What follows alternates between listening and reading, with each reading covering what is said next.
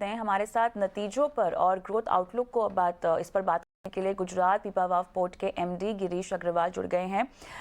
Girish, afternoon, स्वागत है आपका कॉर्पोरेट कनेक्शन में।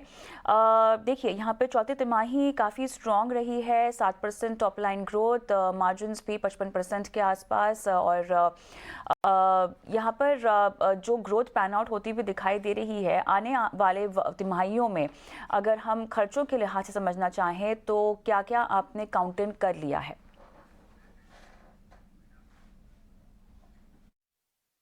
Essentially what's क्या हुआ है कि there are some one-offs as we call them. एक तो maintenance dredging, a large cost is incurred on maintenance dredging roughly every 2 years. So that happened एक quarter में हुआ. So roughly 4 to 5 crores of rupees. Also हमारा जो insurance cost है, that has gone up. That is back of the increase in insurance cost globally.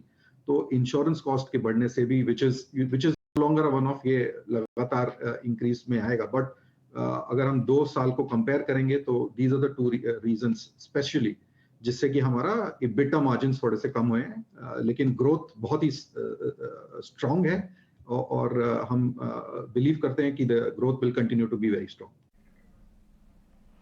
नए वित्त वर्ष में आप मार्जिन्स को लेकर गाइडेंस क्या देंगे?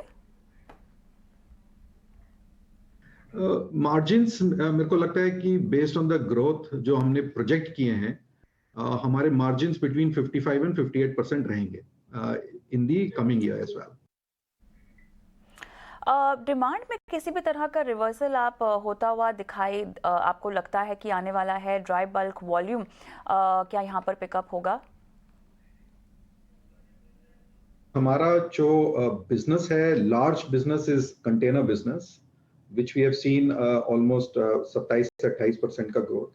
हमें लगता है कि मूविंग फॉरवर्ड कंटेनर मार्केट बहुत टफ है, लेकिन with in that tough market हमें लगता है कि हम 8 से 12% का ग्रोथ रजिस्टर करेंगे ये साल में। लिक्विड बल्क बहुत स्ट्रांग है, हमने कुछ 27-28% का ग्रोथ देखा है और हमें लगता है कि हम 25 से 30% का ग्रोथ फिर देखेंगे। ऑन द बल्क साइड हमारा growth was back of UltraTech captive volumes of coal and limestone, जो उनकी जेटी साइक्लोन में डिस्ट्रॉय हुई थी, वो उनकी ठीक हो गई है और वो जो उनका कैप्टिव वॉल्यूम था that is gone back to them. But we are looking at growth significantly in fertilisers both urea and non urea fertilisers, back of the government new subsidies that have been announced. मुझे लगता है कि significant growth fertiliser में होगी। Liquid volumes को लेकर projection क्या होगी आपकी FY24 को लेकर? लिक्विड FY24 वी बिलीव कि हमारा ग्रोथ 25 से 30% में लिक्विड में ग्रोथ होगा। लिक्विड के अंदर LPG वॉल्यूम हम देख रहे हैं बहुत strong growth, specially because of the Ujjwala योजना। ऑलमोस्ट पिछले 5 साल में 200 से 300 मिलियन, 100 मिलियन हाउस होल्ड का इंक्रीमेंट देखा है।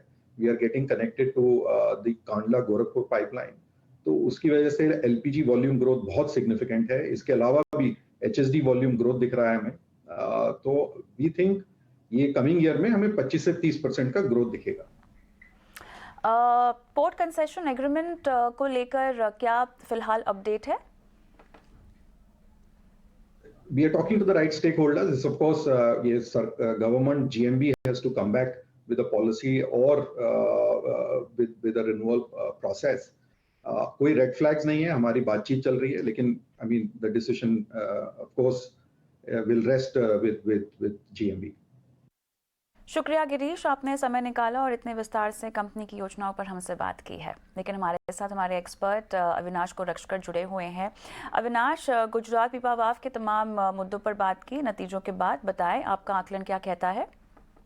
कविता, मुझे लग रहा है कि देखिए गुजरात भी अगर लंबी अवधि की बात करें तो काफी अट्रैक्टिव है, क्योंकि देखिए मैनेजमेंट ने जैसे कहा कि काफी वन टाइम एक्सपेंसेस इस क्वार्टर में आ गए हैं, तो अनुमान है कि आगे ये वन टाइम एक्सपेंसेस नहीं आते, प्लस अगर लिक्विड वॉल्यूम 25-30% से ग्रो होता है तो इनके लिए काफी बड़ी ग्रोथ अपॉर्चुनिटी रहेगी। प्लस कंपनी की बैलेंस शीट बहुत स्ट्रांग है, वर्चुअली डेट फ्री बिजनेस है और मार्जिन भी 55 से 56% है, तो काफी अट्रैक्टिव लेवल पे ये काम करते हैं।